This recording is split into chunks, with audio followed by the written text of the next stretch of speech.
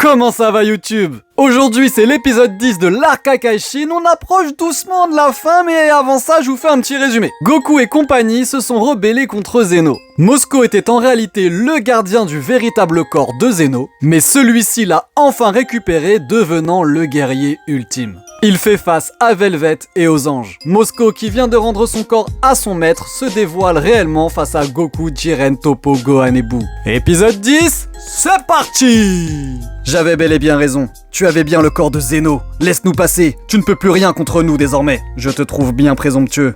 J'aimerais surtout éviter les morts inutiles. Laisse-nous passer sans faire d'histoire. Depuis ma naissance, on me sous-estime. Mais sachez, mortel, qu'avec ou sans le corps de Maître Zeno, vous ne me vaincrez jamais. La petite créature saute sur le corps de Vegeta. Celui-ci se relève les yeux toujours fermés, avec Mosco perché sur son épaule. Dans la salle du trône, tout le monde est stupéfait de la facilité avec laquelle Zeno s'est débarrassé de Whis. C'est impossible. C'est un monstre. Il est mort. Ah, ce n'était pas ma volonté. J'avais oublié à quel point je suis puissant avec mon véritable corps. Tu vas nous le payer, Zeno! Allons-y! Les anges s'élancent sur Zeno, qui les regarde en souriant. Il lève un bras vers eux en criant Hakai! Dans un jet de lumière, tous les anges disparaissent. Non, c'est impossible. Le Hakai ne peut pas détruire les anges. Qui donc vous a appris le Hakai, petit chat de gouttière? Velvet tombe à genoux, impuissant et terrifié. Il est temps pour toi de payer pour tes crimes. Non! Non!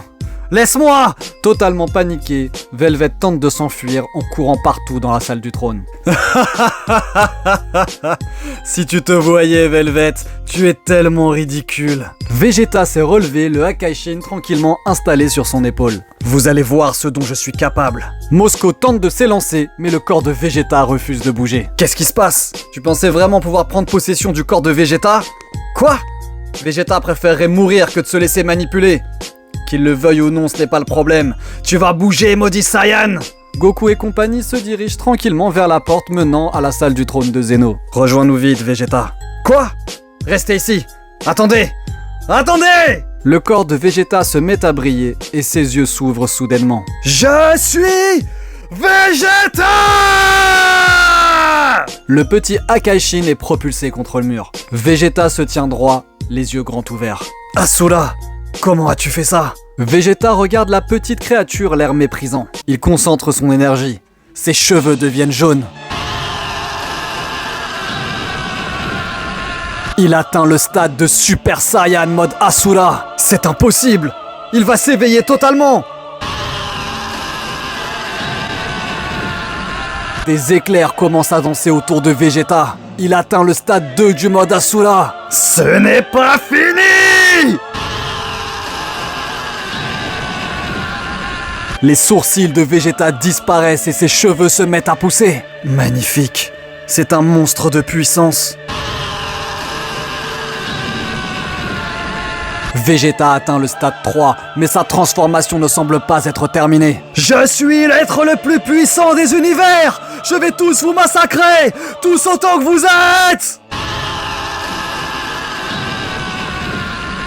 Oui, Asura! Déchaîne-toi! Éveille-toi! Nous attendons ce moment depuis tellement longtemps! Les sourcils du Saiyan réapparaissent mais ses cheveux restent longs et deviennent violets. Oui, Asura! Éveille-toi! Éveille-toi! D'un coup, toute la tension disparaît. Toute la puissance accumulée dans le corps de Vegeta s'envole. Et la poussière retombe, laissant apparaître le Saiyan. Quoi? Mais c'est impossible! Vegeta a repris sa forme de base. Ses bras supplémentaires ont disparu et ses cheveux sont redevenus courts et noirs. Que s'est-il passé? Ce n'est pas toi.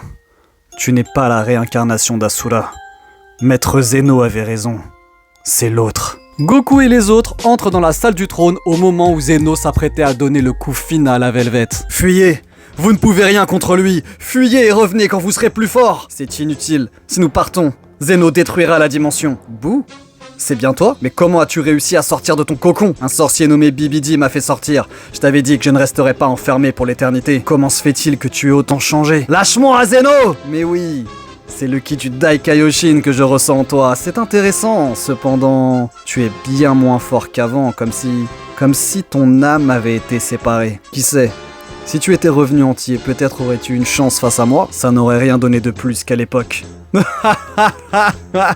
Oui, tu as raison. D'autant que je suis bien plus fort qu'à cette époque. En tout cas, c'est bien aimable à vous de venir vous-même vous faire détruire. D'un mouvement de la main, Zeno transforme Velvet en poussière d'étoile. À qui le tour? Boo s'élance sur Zeno, mais Goku le retient par l'épaule. Laissez-moi faire. Son Goku. Tu es prêt à finir comme cette insolente Velvet? Cesse cette folie, Zeno! Mais pourquoi vouloir tout détruire? Tu souhaites régner sur des cendres? Cette dimension n'intéresse plus mon père. Je vais la détruire et rejoindre mon monde d'origine. Mais alors pourquoi avoir attendu autant de temps? Ça n'a aucun sens. C'est tout simplement parce que je t'attendais, Son Goku. Cela fait des milliers d'années que je t'attends. Toi et personne d'autre. Je ne comprends pas. Tu ne t'es jamais demandé pourquoi je te traitais différemment des autres? Pourquoi je laissais passer certains de tes caprices alors que j'aurais éliminé n'importe qui d'autre? Et pourquoi je t'ai sauvé face à Zamasu? Mais c'est parce que nous sommes amis. Et c'est pour cela que je te demande d'arrêter tout ça. Oui, oui, nous sommes amis. Ou plutôt, nous l'étions. Je ne comprends rien. Ce n'est pas ta première vie, Son Goku. Lorsque les âmes des habitants de la dimension de l'Ouest disparaissent, elles se réincarnent. Tu aurais dû te réincarner dans la dimension de l'Ouest, mais ton frère t'a enfermé dans cette dimension. Quand je suis venu te sauver de ta prison terrestre, ton âme avait déjà disparu. Alors j'ai attendu. J'ai attendu longtemps.